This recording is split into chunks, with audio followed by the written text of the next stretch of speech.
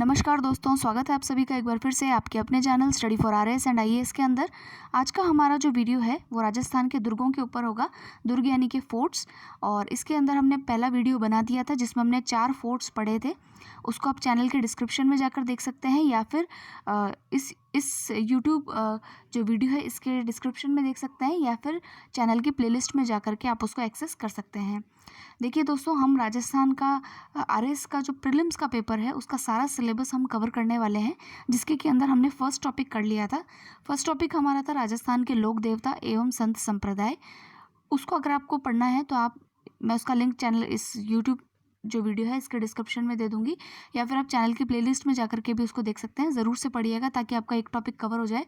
ये second topic है जिसको कि आज हम यहाँ पे कवर करने वाले हैं। इस टॉपिक को पढ़ने से पहले दोस्तों मैं एक चीज़ आपको बता देना चाहती हूँ कि राजस्थान के जो दुर्ग हैं यानी फोर्ट्स हैं उनमें से बेसिकली क्वेश्चन किस टाइप का आता है, क्योंकि मैंने पहले बताया था लेकिन एक बार फिर से मैं आपको रिमाइंड करवा देती हूँ। क्वेश्चन मेंस के अंदर आता है 5 मार्क्स में या 2 मार्क्स में। प्रीलिम्स में आता है 1 से 2 सवाल आते हैं, इससे ज़्यादा नहीं आते। अगर आपको रेफरेंस लेना है तो आप 2018 का प्रीलिम्स का जो पेपर है उसका लीजिएगा। 2013 और 2016 और 2012 ये जो 3 पेपर हुए हैं इनको अगर आप पढ़ेंगे तब भी आपको आइडिया तो मिल जाएगा। लेकिन देखिए, ये जो पेपर थे 2012, 13 और 16 वाले, ये पेपर आरपीएससी के जो अदर एग्ज़ाम जैसे टीचिंग का एग्ज़ाम हुआ, आपके पटवार का एग्ज़ाम हुआ, इन सब की जो तैयारी करते थे उन बच्चों के लिए काफ़ी फ़ायदेमंद था, क्योंकि उनका राजस्थान जीके टिप्स पे होता है। ठीक है, वो इसके भरोसे काफ़ी आगे तक निकलने की कोशिश करते हैं। तो अगर वो लोग जो तैयारी करने वाले थे उनके लिए प्रीलिम्स बहुत ही, कहते हैं ना, हलवा वाली बात थी कि ये तो बहुत हलवा था उनके लिए। लेकिन जो 2018 का पेपर हुआ ये आपका नियर टू यूपीएससी था।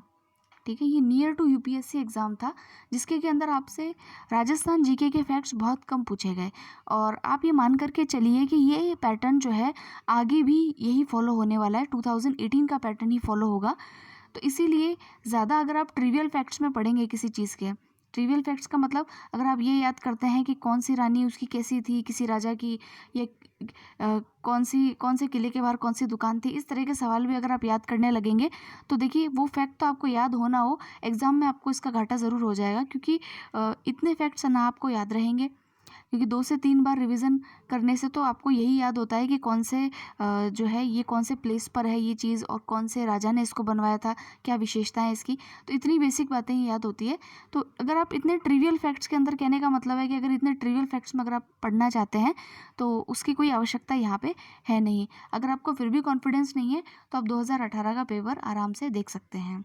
ज़्यादा इच्छा होती है तो 2016 तक के पेपर पे जाइए, वहाँ पर भी आपको इस तरीके के प्रश्न जो है वो कम से कम देखने को मिलेंगे। तो मेरा कहने का यहाँ तात्पर्य सीधा सा ये है कि आप किसी भी चीज़ को पढ़िए तो मान करके चलिए कि आपको उसको 5 से 6 बार पढ़ना है। ठीक है, तो डोंट लूज़ होप कि अब मुझे याद नहीं हो रहा, इसका मतलब मुझे समझ में नहीं आ रहा, या फिर हो सकता है कि सारे फैक्ट्स अच्छे से नहीं दे रखे या फिर इस किताब में अच्छे से नहीं दे रखा। ऐसा नहीं होता है। ये फैक्ट्स हैं, आप 1 बार नहीं, 2 बार नहीं, 3 बार नहीं, 5 बार जब इनको पढ़ेंगे तब जा कर के आपके दिमाग में चीज़ें सेटल डाउन होंगी। पहली बार पढ़ेंगे तो यही नाम ही याद होगा किला कौन सा है। दूसरी बार पढ़ेंगे तो हो सकता है उसका स्टेट जो डिस्ट्रिक्ट है वो याद हो। तीसरी बार पढ़ेंगे तो राजवंश याद होंगे। चौथी बार पढ़ेंगे तो स्थापत्य याद होगा। ऐसे धीरे धीरे चीज़ें जो है आपके दिमाग में रमेगी। ठीक है, मैं ये कह रही हूँ, सेटल डाउन होने को ही कहते हैं रमेगी चीज़ें। तो वो आपको उस पैटर्न से चलना है। ट्रिवियल फैक्ट्स में आपको नहीं पढ़ना है। जो चीज़ें महत्व की है वो आपको बता दी जाएगी, जो महत्व की नहीं है वो आपको नहीं पढ़ना है। ठीक है, तो चलिए हम अब आगे बढ़ते हैं। और मेरा जो पैटर्न था पढ़ाने का वो मैंने आपको बता दिया था कि हमने पहले 4 दुर्गों के बारे में पढ़ा था। हनुमानगढ़ का जो दुर्ग है जिसका नाम था भटनेर, वो हमने पढ़ा था, जिनको कि जो चारों दिशाएं हैं उसका प्रहरी कहा गया है। ठीक है, प्रहरी मीन्स प्रोटेक्टर। ठीक है, यानी कि अगर उस दिशा में आक्रमण होता है तो सबसे पहले कौन सा किला उस आक्रमण को झेलता है। पहले हमने उन 4 दुर्गों को पढ़ लिया था, नॉर्थ, साउथ, ईस्ट, वेस्ट के। नॉर्थ में यानी कि उत्तर में आपका था भटनेर, जो कि सबसे पुराना किला माना जाता है। यहाँ था जैसलमेर का दुर्ग जिसको हम सोनारगढ़ का किला भी कहते हैं। यहाँ हमने पढ़ा था चित्तौड़गढ़। ठीक है, और यहाँ हमने पढ़ा था लोहागढ़। अब इन 4 दुर्गों को पढ़ने के बाद में हमें दुर्गों को और कैसे पढ़ना है। देखिए, दुर्गों का वर्गीकरण के हिसाब से पढ़ने के लिए मैंने आपको मना किया था। जैसे कि मैंने बताया था दुर्गों के वर्गीकरण होते हैं कि कोई जल दुर्ग है, कोई गिरी दुर्ग है, कोई जो है आपका स्थल दुर्ग है, सैन्य दुर्ग है। अगर इस तरीके से आप पढ़ते हैं तो आपको बहुत लॉस होने वाला है, क्योंकि एक दुर्ग कई कई श्रेणियों में आता है। जैसे गागरोन अगर हम पढ़ेंगे तो गागरोन 2 श्रेणियों में आता है, जलदुर्ग में भी आता है, गिरिदुर्ग में भी आता है। अब आप कैसे याद करेंगे उसको? ठीक है, तो इस तरीके से पढ़ना एक बैड आइडिया है, ऐसे नहीं पढ़ेंगे। आज हम पढ़ेंगे इसको दक्षिण के दुर्ग कौन कौन से हैं। ठीक है, जैसे कि अब मेरा जो पैटर्न रहेगा वो ऐसा रहेगा कि हमने 4 ईस्ट वेस्ट नॉर्थ साउथ पढ़ लिए हैं। अब हम पढ़ेंगे वो होगा मारवाड़ के दुर्ग। ठीक है, इस रीजन को मारवाड़ कहते हैं। ये मैं इसलिए बता रही हूँ, हो सकता है आपको आता हो, लेकिन मेरे बताने का उद्देश्य सिर्फ इतना है ताकि जिन लोगों ने कभी भी राजस्थान जीके का नाम भी ना सुना हो, मतलब कहने का मतलब ये है कि जिनका वास्ता कम ही पड़ा हो इससे, ठीक है, उन लोगों के लिए है कि उनको हर चीज़ बता दी जाए कि इस रीजन को जो है हम मारवाड़ कहते हैं। मारवाड़ का मतलब होता है मरुभूमि, यानी डेजर्ट एरिया। ठीक है, डेजर्ट के किले एक साथ पढ़ेंगे। ठीक है, क्योंकि अगर आप जोधपुर का किला पढ़ते हैं तो आपको पाली का पढ़ना, नागौर का पढ़ना आवश्यक हो जाता है। ठीक है, तो देखिए ये आपके डेजर्ट फोर्ट्स हैं, इनको मारवाड़ रीजन में पढ़ेंगे हम। और इसको यहाँ से सिरोही से लेकर के, ये आपका राजसमंद का बॉर्डर, ये आपका भीलवाड़ा से लेकर के, और ये हाड़ौती वाला यहाँ तक का जो ये पोर्शन मैंने आपको बताया है, ये हम आज पढ़ेंगे। यहाँ जितने भी किले हैं इनको पढ़ डालेंगे। ठीक है, यहाँ 8 किले हैं टोटल ही। ठीक है, अगर आप एक दिन में याद करेंगे तो आपसे याद भी हो जाएंगे, सरलता से याद हो जाएंगे, बड़े धूमधाम से आप पढ़ लेंगे उसको। तो आज का जो हमारा तरीका है वो हम पढ़ेंगे सिरोही से लेकर के, ये राजसमंद, ये भीलवाड़ा और ये हाड़ौती वाला रीजन। अब हाड़ौती किसको कहते हैं यही समझ लेते हैं। देखिए, कोटा, बूंदी, बारां और झालावाड़, ये नाम दिखाई दे रहा है आपको। ये रीजन जो है ये एकदम अलग से ही आपका बना हुआ है। देखिए, इसका मैप भी अलग से बना हुआ है। ये देखिए, इसको बोलते हैं हाड़ौती रीजन। कोटा, बूंदी, बारां और झालावाड़, कोटा, बूंदी, बारां और झालावाड़, इनके किले जो है यहाँ एक साथ ही पढ़ा देंगे आपको। इसको कहते हैं हाड़ौती। ठीक है, मैंने इसको दक्षिण में ही डिवाइड किया है, दक्षिण के ही जो रीजन है दक्षिण वाला ही, उसी में इसको डिवाइड कर करके जो है हम आज पढ़ लेंगे। इससे होगा क्या दोस्तों, आपको दक्षिण के किले याद रह जाएंगे सारे के सारे। ठीक है, आपको एक एक करके जो है, एक एक किला जब आप पढ़ते हैं ना, अगर आपको मान लो आज मैं कुंभलगढ़ पढ़ा दूँ, कल मैं आपको जयपुर का आमेर का किला पढ़ा दूँ, तो आपका दिमाग कन्फ्यूज़ हो जाएगा। अगर आप दक्षिण के किले पढ़ेंगे, मारवाड़ के किले अलग से पढ़ेंगे, और पूर्व के किले यानी कि जिसमें हम जयपुर, करौली, सवाई माधोपुर, इन सबको एक साथ पढ़ेंगे, तो आपको डिस्ट्रिक्ट वाइज याद करने में उसको आसानी रहेगी, ऐसा मेरा मानना है। अगर आप चाहें तो आप किसी और पैटर्न से, अगर आपको लगता है तो आप पढ़ सकते हैं, लेकिन ये बेस्ट आइडिया है जो मैंने अपने ट्रायल से देखा है। तो चलिए आज शुरू करते हैं। आज हमको पढ़ने हैं दक्षिण के किले। इसमें देखिए, कहीं पर मैं वर्ड यूज़ कर दूँ मेवाड़, तो आप मेवाड़ का मतलब समझ जाइएगा कि आपका चित्तौड़गढ़ वाला जो रीजन है उसको मेवाड़ का रीजन कहा जाता है। ठीक है, हाड़ौती कहूँ तो आप हाड़ौती से समझ जाइएगा कि कोटा, बूंदी, बारां और झालावाड़, ये 4 जिले आते हैं हाड़ौती रीजन में, इसको कहते हैं हाड़ौती। ठीक है, तो चलिए इसमें किले कौन कौन से पढ़ने हैं। तो देखिए, हमने चित्तौड़गढ़ पहले ही पढ़ लिया था, कुंभलगढ़ पढ़ना है, अचलगढ़ जिसको बसंतगढ़ भी कहते हैं, जो कि सिरोही के अंदर है। ठीक है, फिर है भैंसुरोगढ़, फिर है मांडलगढ़ जो कि भीलवाड़ा में है, फिर है आपका तारागढ़ जो कि बूंदी में है, और फिर है इसका शेरगढ़ और गागरोन का किला। अगर मैं कहूँ, आप मुझसे पूछें कि सबसे महत्वपूर्ण किले कौन से हैं इनके अंदर भी, तो सबसे इम्पॉर्टेंट है चित्तौड़गढ़, जिसको हम पढ़ चुके हैं। सारी चीज़ें पढ़ी है चित्तौड़गढ़ के बारे में, उसको आप ज़रूर से देखिएगा वीडियो को, उसमें आपको वो फैक्ट्स मिलेंगे जो हो सकता है आपको कहीं और या 3-4 किताबों में पढ़ने से भी ना मिलें। फिर है कुंभलगढ़, ये सबसे इम्पॉर्टेंट किला है। फिर आपको पढ़ना है गागरोन का किला। ठीक है, ये तो हो गए मेन किले जिसके बारे में तो पता होना ही चाहिए किसी भी कीमत पर। उसके अलावा जो छोटे मोटे किले हैं उनके ये पता होना चाहिए कि भाई ये कहाँ पर है। ठीक है, जैसे आपसे पूछ लिया शाहबाद दुर्ग कहाँ पर है, तो आप सोचेंगे कि नाम ही पहली बार सुना है, कहाँ पर होगा, तो आपको जो ज़िला है वो पता होना चाहिए। तो चलिए स्टार्ट करते हैं। सो दोस्तों, अब हम किले पढ़ना शुरू करेंगे। तो मैं आपको पहले ही बता दूं कि पहला किला हम पढ़ेंगे सिरोही का। सिरोही में 2 किले हैं, एक तो है अचलगढ़ जिसको बसंतगढ़ भी कहते हैं, और दूसरा है मचान। और इन दोनों ही किलों का जो निर्माण है वो महाराणा कुंभा के द्वारा करवाया गया। ये नाम याद रख लीजिएगा, महाराणा कुंभा। ठीक है, क्योंकि जब हिस्ट्री पढ़ेंगे हम राजस्थान की, तो उसमें इनके बारे में हमको बहुत कुछ पढ़ना है, इतना कुछ पढ़ना है कि आपके एग्जाम में पर्याप्त मात्रा में सवाल बन सकते हैं। ठीक है, क्योंकि एक महान विजेता थे और इन्होंने एक महान आर्किटेक्चर का भी इन्होंने निर्माण किया। कैसे, देखिए एक ग्रंथ है जिसका नाम है वीर विनोद, इसको लिखा है श्यामल दास जी ने। ये याद करना है आपको, ये मैंने इसको उसमें इंक्लूड नहीं किया है, इसलिए मैं यही लिख के बता रही हूँ आपको कि वीर विनोद के जो राइटर हैं श्यामल दास जी, वो ये कहते हैं कि महाराणा कुंभा ने राजस्थान में 84 में से 32 दुर्ग जो हैं, 32 जो दुर्ग हैं उनका निर्माण इन्होंने करवाया था। हालांकि ये थोड़ा सा एग्जैजरेटेड डेटा है, यानी कि अतिशयोक्तिपूर्ण बात है, लेकिन फिर भी इससे पता चलता है कि इन्होंने कितने ज़्यादा निर्माण उस समय करवाए होंगे। अब देखिए जो इनके मेन जो किले हैं जो कि इनके द्वारा यानी कुंभा के द्वारा बनाए गए हैं, उनको भी आप यहीं नोट डाउन कर लीजिए ताकि आपको याद रहे। कुंभा ने जो किले जिनका निर्माण कराया है या जिनका पुनर्निर्माण कराया है यानी कि रिकंस्ट्रक्शन कराया है, वो आपको याद करना है, क्योंकि कुंभा बहुत इंपॉर्टेंट पर्सनैलिटी है, तो आपको सारी चीज़ें इनकी याद करनी पड़ेगी आपको। ठीक है, तो देखिए सबसे पहले तो इन्होंने, इनके नाम से ही एक किले का नाम है कुंभलगढ़, जिसको आज हम पढ़ेंगे। ठीक है, ये राजसमंद के अंदर है। उसके अलावा है आपका अचलगढ़, जो हम अभी पढ़ने वाले हैं, जो कि सिरोही के अंदर है। फिर है दूसरा एक बैराट।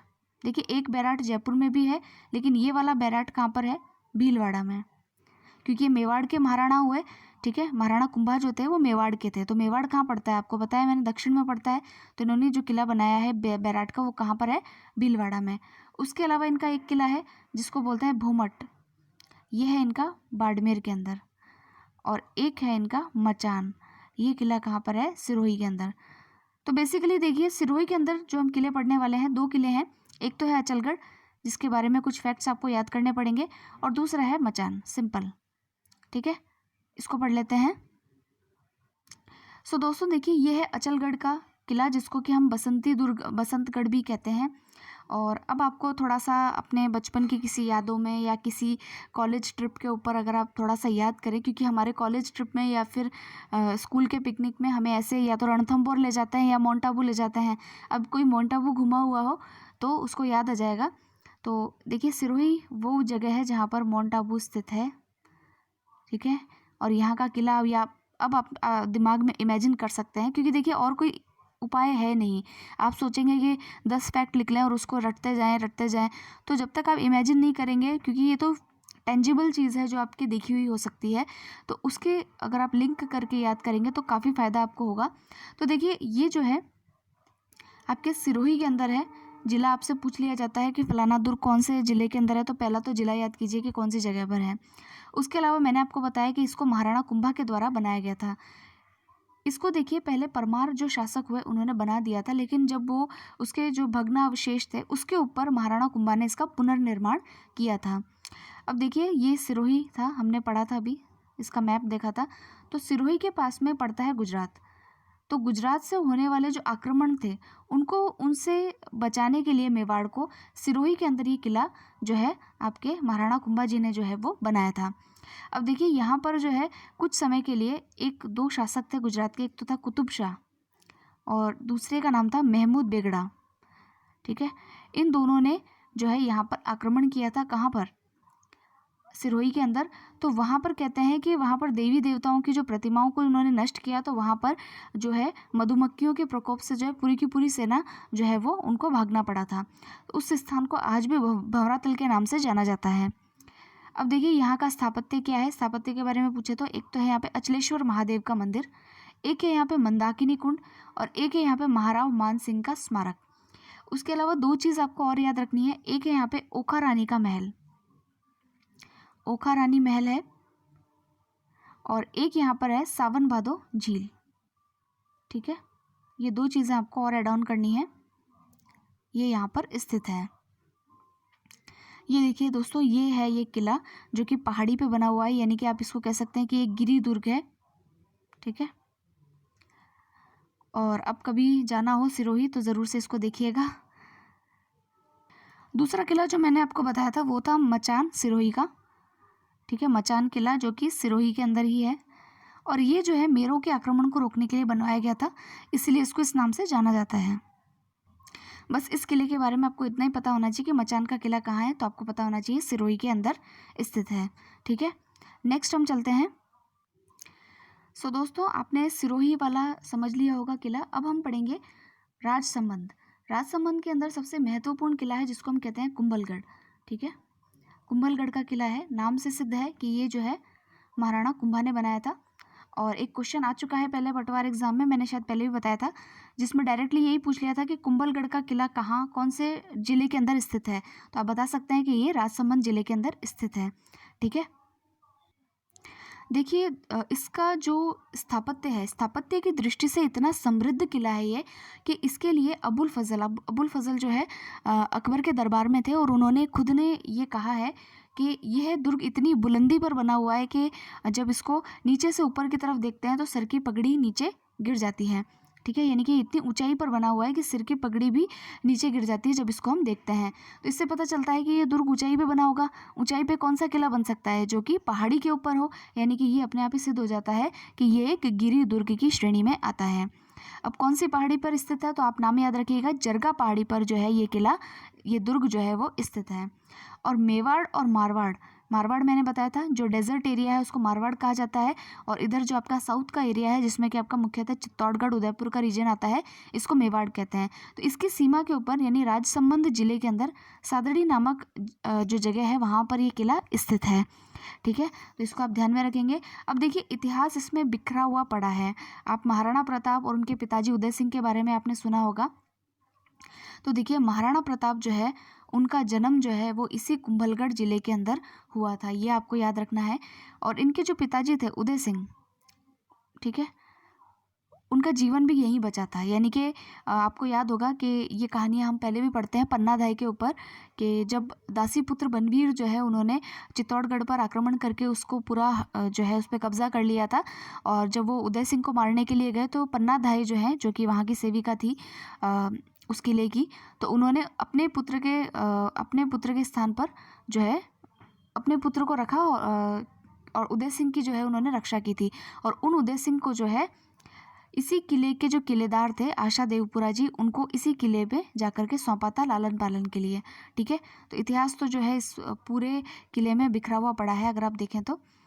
अब देखिए इसको जो है मेवाड़ की आश्रय स्थली कहा गया है क्योंकि जब भी चित्तौड़ पे आक्रमण होता था तो जो यहाँ के राजा थे, महाराणा थे, वो यहीं पर आकर के आश्रय लिया करते थे, या यहीं से राज्य जो है वो लोग शुरू किया करते थे। उदय सिंह जो है यानी कि महाराणा प्रताप के जो पिता हैं उनका राज्याभिषेक भी यहाँ पे ही हुआ था। कहाँ पे? कुंभलगढ़ के दुर्ग में। ठीक है, अब इसका थोड़ा सा स्थापत्य हम देख लेते हैं। देखिए ये जो किला है इसमें एक बहुत ही लंबी आपको दीवार देखने को मिलेगी जिसमें कि जो है घोड़ों सहित जो है सिपाही चल सकते थे। तो इस दीवार को जो है भारत की सबसे लंबी दीवार कहा जाता है। भारत की सबसे लंबी दीवार, एक तो चाइना में सबसे लंबी दीवार और भारत में भी सबसे लंबी दीवार है जो कि कहाँ है? कुंभलगढ़ के दुर्ग में है। ये 36 किलोमीटर लंबी है, तो ये आप ध्यान रखेंगे। उसके बाद में आप देखिए कि यहाँ पर जो है जो महाराणा कुंभा थे उन्होंने कुंभा स्वामी मंदिर जो है उसका निर्माण किया था। ठीक है, कुंभा स्वामी मंदिर पूछा जा सकता है कि किस देवता को समर्पित है, तो देखिए ये विष्णु देवता को समर्पित है, तो इसका नाम आप थोड़ा ध्यान रखेंगे। और यहीं पर ही एक कुंभलगढ़ प्रशस्ति भी है जो कि महाराणा कुंभा ने बनवाई थी। इस कुंभलगढ़ प्रशस्ति को जो है कान्है व्यास जो है उन्होंने लिखा था और ये 5 शिलाओं पे, 5 काली शिलाओं पर जो है इस कुंभलगढ़ प्रशस्ति को लिखा गया है। ठीक है, कान्है व्यास ने इसको लिखा है, संस्कृत भाषा में इसको लिखा है। ठीक है, गौरीशंकर हीराचंद ओझा जो है वो इसको महेश दास द्वारा रचित जो है वो बताते हैं। अगर आपसे पूछ लिया जाए कि GH ओझा के द्वारा किस के अनुसार किसने इस प्रशस्ति को लिखा था, तो आप बता सकते हैं महेश दास ने लिखा था। लेकिन अगर वैसे आपसे पूछे तो आपको पता होना चाहिए कि कान्हा व्यास ने जो है इसको लिखा था। तो ये इंपॉर्टेंट सवाल है, इसको आपको याद रखना है। अब देखिए यहाँ पर एक मंदिर और है जिसको हम कहते हैं नीलकंठ महादेव का मंदिर, जो कि यूनानी शैली यानी कि जिसको ग्रीक शैली आप कहते हैं इंग्लिश में, ये ग्रीक शैली में बना हुआ है। इसका जो प्रवेश द्वार है यानी कि इस किले का जो प्रवेश द्वार है, पहली बात तो ये कि यहाँ पर जो है चारों तरफ सबसे लंबी दीवार है, जिसको 36 किलोमीटर लंबी दीवार है इस दुर्ग में। और इस दुर्ग के अंदर जो है एंट्रेंस जो है इसका उसको कहते हैं हल्ला पोल या फिर राम पोल, ये आपको याद रखना है। फिर यहाँ पर महाराणा कुंभा की छतरी भी स्थित है और एक जो है उड़ना राजकुमार थे जिनको कि कहा जाता है, उनकी छतरी भी 12 खंभों की छतरी जिसको कहते हैं वो भी यहाँ पर स्थित है। ठीक है, अब यहाँ पे एक कुंड है जिसको कहते हैं मामा कुंड, जहाँ पर कुंभा के जो बेटे थे जिसका नाम था उदा, वहाँ पर उदा ने कुंभा की हत्या की थी, यानी पितृहंता ये शासक रहा था उदा, उसने अपने पिता की हत्या की थी यहाँ पे, उसको कहा जाता है मामा कुंड, वो भी यहाँ पर स्थित है। अब देखिए कुंभलगढ़ के अंदर सबसे ज़्यादा यानी 3 बार आक्रमण हुए हैं जो कि शाहबाज खान ने किए थे, ठीक है। और 1577 में जब शाहबाज खान ने आक्रमण किया तो इस पूरे किले को ही महाराणा प्रताप से उसने छीन लिया था। तो अब इसके बारे में आपको फैक्ट्स याद रह जाएंगे कि ये एक तो मेवाड़ मारवाड़ की सीमा यानी राजसमंद जिले के अंदर स्थित है। ये एक गिरी दुर्ग है क्योंकि अबुल फजल ने खुद ने कहा है कि इसको ऊंचाई पे देखने पर सिर की पगड़ी नीचे गिर जाती है। जरगा पहाड़ी पर यह बना हुआ है। महाराणा कुंभाद ने इसको बनवाया था और शिल्पी का नाम था मंडन। इसका नाम रट लीजिएगा फिलहाल के लिए। जो ये मंडन है इसको हम आगे पढ़ेंगे। इसके कई सारे ग्रंथ हैं जिनको कि हमें याद करना है, जो कि परीक्षाओं में पूछे जाते हैं। तो मंडन की देखरेख में ये बना था। 1448 से 1458 तक का समय लगा इसको बनने में। कर्नल टॉड जो हैं जिन्होंने राजस्थान का इतिहास लिखा है, आप जानते ही हैं, ये एक जो है ब्रिटिश रेजिडेंट है और इन्होंने राजस्थान का पूरा इतिहास लिखा है। तो इन्होंने खुद ने बताया है, इन्होंने खुद ने जो है इसकी तुलना एट्रस्कन दुर्ग से की है, एट्रस्कन से, ठीक है। और जो इसके फैक्ट्स हैं वो हमने देख लिए हैं। ये मेवाड़ की आश्रय स्थली कहा जाता है। कुंभा स्वामी मंदिर है यहाँ पे। उड़ना राजकुमार जिनका हमने अभी पढ़ा, जो कि जो कुंवर पृथ्वीराज के नाम से भी जो है प्रसिद्ध हैं, इनकी छतरी यहाँ पर स्थित है। झालीबाव की बावड़ी और मामादेव कुंड यहाँ पर स्थित है। और हाँ, एक सबसे इम्पॉर्टेंट बात जो यहाँ पर है देखने को, यहाँ पर एक लघु दुर्ग है जिसको कि कहा जाता है कटारगढ़। ये महाराणा कुंभा ने बनाया था खुद के लिए, ठीक है। उसको कहा जाता है कटारगढ़। इसको कहा जाता है मेवाड़ की आँख, ठीक है। और इसमें झाली रानी का मालिया जो महल है वो भी प्रमुख है, जो कि इसका एक सर्वोच्च महल भी है जिसको हम बादल महल कहते हैं, जहाँ पर कि महाराणा प्रताप का जन्म हुआ था। तो ये कटारगढ़ के बारे में है। कटारगढ़ पे हो सकता है 2 मार्क्स का क्वेश्चन आपसे पूछ लिया जाए, तो इसको आप थोड़ा सा याद रखिएगा कि कटारगढ़ जो है एक लघु दुर्ग है, ठीक है, जिसको मेवाड़ की आँख भी कहा जाता है। यहीं पर महाराणा प्रताप जो है उसका जन्म हुआ था, बादल महल के अंदर, ठीक है। और कोई महत्वपूर्ण फैक्ट इसमें बचा नहीं है। आप इस कुंभलगढ़ को देख सकते हैं। देखिए ये कितनी ऊंचाई पर आपको यहाँ से भी दिख रहा है, ठीक है। तो ये आपका कुंभलगढ़ है। ये इसकी दीवारें हैं जो कि भारत में सबसे लंबी दीवार कही जाती है, 36 किलोमीटर लंबी है, ठीक है। अब देखिए दोस्तों, हमने यहाँ पर सिरोही का किला पढ़ लिया, राजसमंद का किला पढ़ लिया। यहाँ पर आपको उदयपुर दिख रहा होगा। उदयपुर के अंदर भी एक किला है, लेकिन वो विशेष इंपॉर्टेंट नहीं है। सिर्फ इतना ध्यान रखिएगा कि उसका नाम आपको पता हो। उसको कहते हैं सज्जनगढ़ का किला, ठीक है। सज्जनगढ़ का किला आपने जब हम बायोडाइवर्सिटी यानी इकोलॉजी वाला पोर्शन पढ़ेंगे तब हम पढ़ेंगे कि वहाँ पर एक सज्जनगढ़ अभयारण्य भी है, ठीक है। तो वहीं पर ये किला है, सज्जनगढ़ किला। तो आपसे नाम पूछा जा सकता है, हो सकता है कि पूछ लें, आरपीएससी का भरोसा नहीं, हो सकता है नाम भी पूछ ले आपसे। उसके अलावा इसमें कोई खास बात नहीं है। तो सज्जनगढ़ का जो ये किला है ये आपका उदयपुर में पड़ता है। इसके अलावा और कुछ विशेष बात इसमें है नहीं। डूंगरपुर और बांसवाड़ा के अंदर कोई किले नहीं है। उसके बाद आप आ जाइए प्रतापगढ़ में। प्रतापगढ़ में देखिए दोस्तों, एक ही किला है जिसको हालांकि अब कभी भी पूछा नहीं गया है, लेकिन हो सकता है कभी पूछ ले। इसको बोलते हैं छोटी मांझी साहिब का किला, ठीक है। इसका और उपनाम है तो इसको कहते हैं राजस्थान का लाल किला, ठीक है। छोटी मांझी साहिब का किला, जिसको राजस्थान का लाल किला भी कहते हैं, ये प्रतापगढ़ के अंदर स्थित है। तो ये हो गया आपका सिरोही, ये हो गया उदयपुर, ये हो गया राजसमंद, और ये हो गया आपका, इनमें तो कोई किले है ही नहीं, ये हो गया आपका प्रतापगढ़। तो ये पोर्शन हमने कंप्लीट कर लिया है। चित्तौड़गढ़ हम पहले ही पढ़ चुके थे, लेकिन चित्तौड़गढ़ का एक किला और बाकी है जिसको हम कहते हैं भैंसरोगढ़, ठीक है। ये इंपॉर्टेंट है, ये भी आपको पढ़ना है। देखिए चित्तौड़गढ़ और एक आपका है अजमेर, ये 2 ऐसे डिस्ट्रिक्ट्स हैं। ये अजमेर दिख रहा है और ये चित्तौड़गढ़ आपको दिख रहा है, जो 2 भागों में पूरा का पूरा जिला ही 2 भागों में दिखाई देता है। देखिए एक चित्तौड़गढ़ आपको यहाँ दिख रहा है और एक यहाँ पे दिख रहा है। उसी तरीके से एक अजमेर का पोर्शन यहाँ नीचे वाला है और एक पोर्शन दूसरा ऊपर वाला है।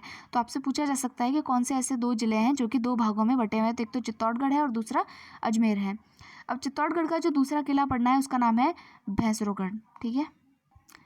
देखिए दोस्तों, ये है आपका भैंसरोगढ़ का किला। ये पूछा जा सकता है कहाँ पर है, तो चित्तौड़गढ़ के अंदर है। अब इसको देखने से आपको पता चल रहा होगा कि ये जलदुर्ग है। तो जलदुर्ग है तो कौन से पानी पर है, तो देखिए चंबल और बामनी नदी, चंबल और बामनी नदियों पर जो है ये किला स्थित है। अब देखिए इसको जो है दो व्यापारी थे, एक तो थे भैंसा शाह और एक था रोड़ाचारण। इन दोनों ने जो है लुटेरों से रक्षार्थ के लिए, पर्वतीय जो लुटेरे थे उनसे रक्षा करने के लिए जो है इस दुर्ग का निर्माण किया था। अब देखिए इसके लिए विशेष बात क्या है, विशेष बात यही है कि इसे राजस्थान का वेल्लोर कहा जाता है। वेल्लोर तमिलनाडु के अंदर है, ठीक है, इसको राजस्थान का वेल्लोर कहा जाता है, बस इतना आपको याद रखना है, ठीक है। भैंसा शाह नामक व्यापारी और रोड़ाचारण नामक दो व्यक्तियों ने इसका निर्माण किया था। ये एक जलदुर्ग की श्रेणी में है, इसे राजस्थान का वेल्लोर भी कहा जाता है।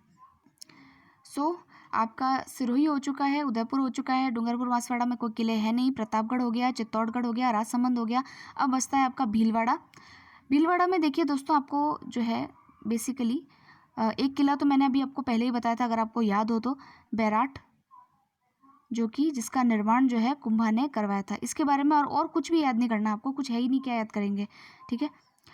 उसके अलावा इसमें जो दूसरा किला है वो है मांडलगढ़, ये इम्पॉर्टेंट है, इसको हम पढ़ेंगे। और एक किला और है जो कि भीलवाड़ा के अंदर है, जिसको हम बोलते हैं ऊंटाला किला, ऊंटाला, ठीक है। ये भी आपका कहाँ पर पड़ता है, भीलवाड़ा में, लेकिन इसके लिए जो है कोई और विशेष चीज़ इसमें दे नहीं रखी है, तो हम और नहीं पढ़ेंगे। और एक किला और पड़ता है जिसका नाम है सांगानेर का किला। सांगानेर का किला, सांगानेर वैसे जयपुर में है, लेकिन सांगानेर का किला अगर आपसे पूछ लिया जाए तो वो आपका भीलवाड़ा में है। तो अब कौन कौन से किले आपको भीलवाड़ा में नज़र आते हैं, तो भीलवाड़ा में देखिए जो सबसे इंपॉर्टेंट है जिसको हमने पढ़ना है वो है मांडलगढ़, ठीक है। उसके अलावा आपका आ जाता है यहाँ पर ऊंटाला का किला, फिर आपका आता है यहाँ पे जो है सांगानेर का किला, और एक किला और बताया था मैंने जिसका नाम था बैराट का किला, इसको लिख देते हैं यहाँ बैराट। तो ये हो गए आपके 4 किले जो है आपके भीलवाड़ा में स्थित है। बाकी सबके तो सिर्फ नाम याद रहने चाहिए, सिर्फ मांडलगढ़ को थोड़ा सा अच्छे से पढ़ लेते हैं। अच्छा हाँ दोस्तों, एक चीज़ मैं बताना भूल गई कि जो कुंभलगढ़ का दुर्ग है आपका, उसको जो है यूनेस्को की विश्व धरोहर सूची के अंदर सम्मिलित किया गया है, तो ये थोड़ा सा आप याद रखिएगा। मैं यही बता देती हूँ कि अपने हमारे राजस्थान के 6 किले ऐसे हैं, दुर्ग कह लीजिए जिसको, दुर्ग जो है वो ऐसे हैं जिनको कि 6 फोर्ट्स हैं जिनको कि यूनेस्को की विश्व धरोहर सूची में शामिल किया गया है। उनको याद करने का एक छोटा सा ट्रिक है, याद रह जाए तो बढ़िया है। एक तो देखिए है आम, केला, चीकू और गाजर, तो इससे तो आपको पता चल जाएगा कि ये है आपका आमेर, आ से, ये है आपका कुंभलगढ़, ठीक है, अ से आमेर, क से कुंभलगढ़, 2 हो गए। फिर आपका चित्तौड़गढ़, और इसके अलावा यहाँ पे गाजर में आ जाता है आपका गागरोन और जैसलमेर, और र से रणथंभौर। तो सिर्फ जो गाजर है क्योंकि ये एक सब्जी आती है तो इसके लिए तीनों ही, इसमें तीनों यूज़ होंगे, यानी कि गागरोन और जैसलमेर और रणथंभौर, 3 तो ये हुए, और 3 इनमें हो गए आमेर, कुंभलगढ़ और चित्तौड़गढ़, ठीक है। तो ये एक छोटी सी ट्रिक है, याद रह जाए तो बढ़िया है, वरना वैसे तो याद करना ही पड़ेगा आपको कि 6 जो आपके फोर्ट्स हैं उनको जो है यूनेस्को ने अपनी विश्व धरोहर सूची में शामिल किया है। अब देखते हैं मांडलगढ़। देखिए ये मंडलाकृति की तरह दिखता है, मंडलाकृति है, इसलिए इसको मांडलगढ़ कहा गया है। यह एक गिरि दुर्ग है। उसके अलावा ये जो है बनास, बेड़च और मेनाल जो नदियां हैं उनके संगम पर ये जो दुर्ग है वो स्थित है। देखिए मेनाल जो नदी है ये एक वाटरफॉल भी है इसके ऊपर, ये आपका भीलवाड़ा में स्थित है। जब ज्योग्राफी पढ़ेंगे तो हम इसको भी पढ़ेंगे, तो इसको भी याद कर लीजिएगा। इसका निर्माण जो है चाणिया गुजर नामक व्यक्ति ने कराया था, और इसका नाम जो है मांडिया भील व्यक्ति के नाम पर पड़ा है।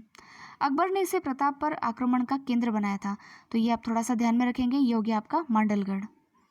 फिर है आपका, ये इसकी पिक्चर है जिसको आप देख सकते हैं, अब तो ये काफ़ी पुरानी हालत में नज़र आ रहा है। ये है मांडलगढ़, और अकबर ने जो है प्रताप पर आक्रमण करने के लिए इस दुर्ग का इस्तेमाल किया था। तो इसमें कोई खास फैक्ट तो बनता नहीं है, इतना याद रखिएगा कि मांडलगढ़ अगर आपसे पूछ ले तो कहाँ पर है, भीलवाड़ा के अंदर है। सो दोस्तों अब आप देख सकते हैं कि हमने सिरोही कर लिया, राजसमंद पढ़ लिया, उदयपुर पढ़ लिया, जो मैंने आपको बताया था कि ये बॉर्डर आपको पढ़ना है पूरा वाला, ठीक है। तो ये वाले रीजन तो हमने सारे पढ़ लिए हैं। अब हमारे लिए बचता है हाड़ौती का रीजन। अब हाड़ौती के किले कौन कौन से हैं जो हमको पढ़ने हैं, तो देखिए हाड़ौती में मैंने आपको एक तो डिस्ट्रिक्ट का नाम याद करवाए थे, ऐसे ही याद करना है आपको, कोटा, बूंदी, बारां और झालावाड़। तो कोटा के अंदर कोई किला नहीं है, नहीं पढ़ेंगे। फिर आता है बारां, ये आपका बारां आता है। बारां के अंदर जो आपके किले हैं जो मुख्य रूप से आपको पढ़ना है, तो एक तो देखिए यहाँ नाम भी लिखा हुआ है, शेरगढ़ का दुर्ग और शाहबाद दुर्ग, ये 2 दुर्ग आपको बारां के अंदर जो है वो पढ़ने हैं। सो पहला दुर्ग जो है जिसको बारां का दुर्ग में, बारां के अंदर जो पहला दुर्ग है वो है आपका शेरगढ़ का दुर्ग। ठीक है, शेरशाह सूरी के नाम पर इसका नाम जो है शेरगढ़ दुर्ग पड़ा, यानी कि इसका पहला नाम कौन सा होगा, तो पहला इसका नाम था कोशवर्धन दुर्ग। अब ये नाम थोड़ा अजीब है, इसलिए पूछ लेंगे कि ये कोशवर्धन का किला कहाँ पे था, तो आपको याद होना चाहिए कि ये जो है बारां जिले के अंदर था। उसके अलावा ये कौन सी नदी के किनारे हैं, तो परवन नदी के किनारे हैं। देखिए दोस्तों, जो आपका हाड़ौती रीजन है यहाँ पर जल की कोई कमी नहीं है, बहुत ज़्यादा। आपको पता होगा कोटा में जो है चंबल नदी जो है वो बहती है, उसके अलावा भी चंबल की सहायक नदियाँ जो है हाड़ौती रीजन में से ही जाती हैं, इसलिए यहाँ पर जो किले होंगे वो बेसिकली आपके क्या होंगे, जल दुर्ग होंगे। ठीक है, झालावाड़ का जो दुर्ग पड़ेंगे अभी गागरोन का किला, वो भी एक जल दुर्ग है, तो इससे आप ध्यान रखिएगा थोड़ा। तो बारां का जो किला है उसका नाम है कोशवर्धन दुर्ग, जिसको शेरगढ़ भी कहा जाता है। शेरशाह सूरी के नाम पर इसका नाम शेरगढ़ दुर्ग पड़ा, और ये जो है परवन नदी पर स्थित है। नेक्स्ट जो है आपका बारां के अंदर ही दूसरा दुर्ग है जिसका नाम है शाहबाद दुर्ग, जिसको सलीमाबाद भी कहा जाता है। देखिए ये एक गिरि दुर्ग है, कौन सी पहाड़ी पर है, ये मुकुंदरा की पहाड़ी पर स्थित है। ये 9वीं सदी में परमारों ने इसको बनाया था, लेकिन इसका पुनर्निर्माण जो है वो मुकुटमणि देव चौहान ने 1521 में किया था। औरंगजेब जो था वो अपनी दक्षिण की जब यात्राएं करता था, यानी कि दक्षिण में जब उसको आक्रमण करना होता था, तो वो यहीं पर जो है इसको विश्राम स्थल के रूप में इसको यूज़ करता था। शेरशाह सूरी जो थे उन्होंने अपने कालिंजर के अभियान के दौरान जो है इसका नाम जो है वो सलीमाबाद रखा। तो ये कोई विशेष बातें नहीं है, सिर्फ इतना ध्यान रखिएगा कि शाहबाद का दुर्ग जो है वो कहाँ पर स्थित है, तो ये बारां जिले में स्थित है। उसके अलावा कोशवर्धन का किला कहाँ पर स्थित है या शेरगढ़ का किला कहाँ पर स्थित है, तो वो बारां जिले में स्थित है। अब जो महत्वपूर्ण किला हम पढ़ने वाले हैं उसका नाम है गागरोन का किला, इस पर सवाल ज़रूर आता है। सो आपका हो गया बारां जिले के अंदर किले कौन से थे, वो हो गया कोटा, बूंदी, कोटा के अंदर कोई है नहीं, बूंदी, और फिर बारां, और फिर झालावाड़। अब बूंदी का किला देख लेते हैं एक बार, तारागढ़ का किला, फिर लास्ट का आपका बचेगा सिर्फ झालावाड़ का किला जो कि है आपका गागरोन का दुर्ग। तो ये आपका ये वाला भी पोर्शन कंप्लीट हो जाएगा। तो चलिए बढ़ते हैं आगे। सो दोस्तों ये है बूंदी का किला, जिसको हम तारागढ़ दुर्ग भी कहते हैं।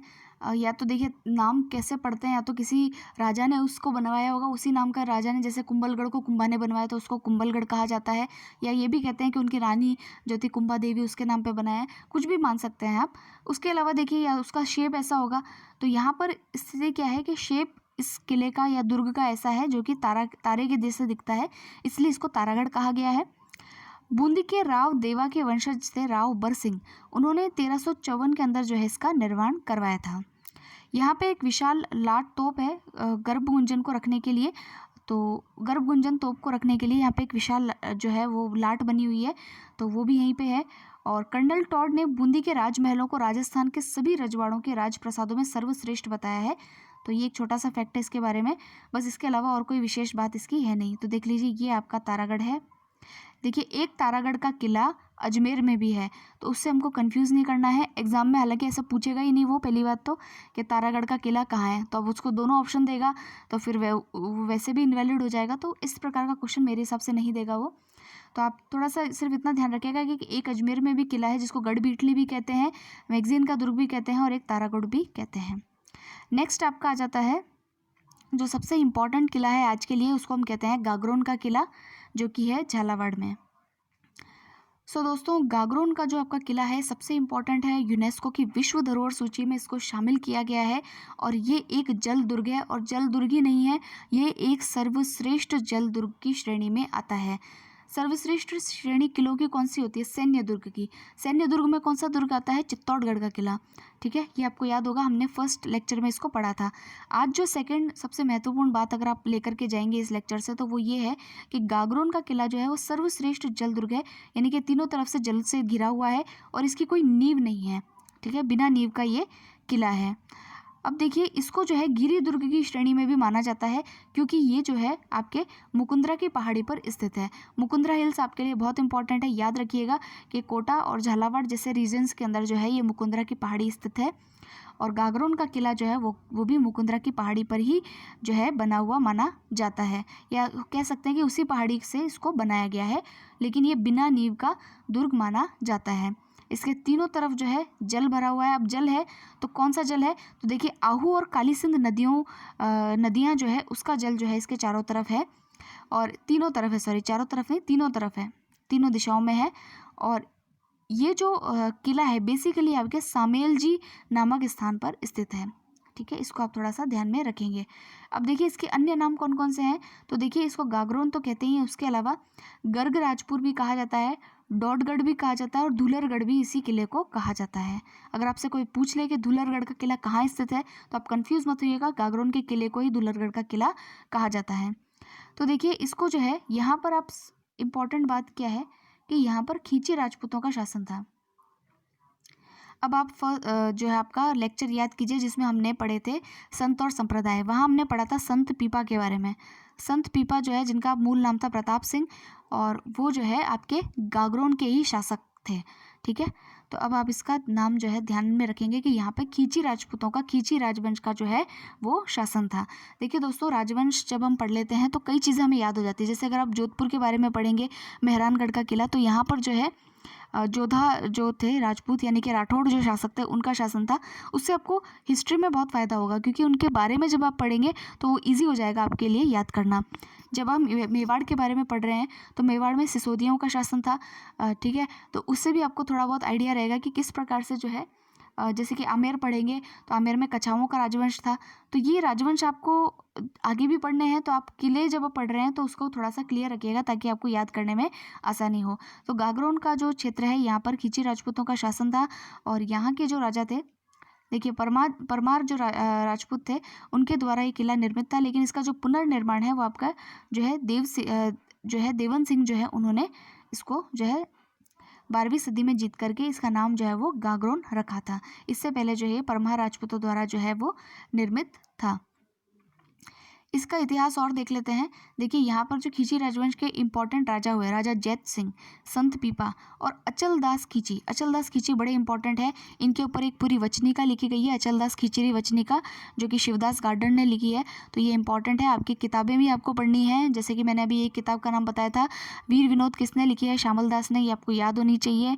उसके अलावा दूसरी किताब जो आपको आज ही याद कर लेनी है जिसका नाम है अचलदास खींचरी वचनिका, जिसको कि लिखा है शिवदास गार्डन जी ने। ठीक है, अब देखिए हर दुर्ग के अंदर होते हैं साके। तो यहाँ पर जो 2 इम्पॉर्टेंट साके हुए हैं उसको थोड़ा सा हम पढ़ लेते हैं।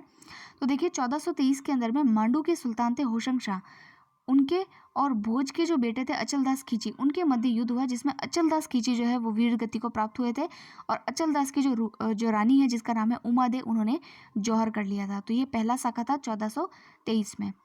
दूसरा जो इसमें साका था वो था 1444 में।